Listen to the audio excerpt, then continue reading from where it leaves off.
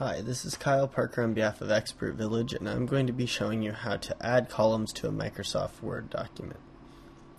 In order to do so, you'll have to open up Microsoft Word and create a new document by clicking on here, and then you'll get a new blank document, and then I have pasted some text from a news site and to illustrate this.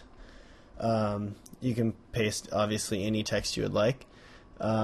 And then in order to start formatting your text into separate columns, you'll simply need to go up here to your toolbar and click on columns, and then you'll see these four things pop up here, which will allow you to separate your document text into 1 to 4 columns. If you were to move your mouse past this, you can even separate it out into 5, 6 columns.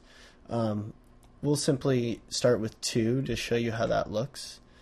So once you click on that, your text in the document will be separated by margins here at the top. The text will then continue on to the next page in these columns as well. So you'll see that the text continues on from here and then goes over to this column down here and then continues on. If you would like to change the columns, you can go back up here and then separate it into 3 or 4 or 5 columns if you wish. And you can even modify these columns by going up to your margins at the top and resizing them. You can do that for each column by just simply clicking on the edge and moving it over.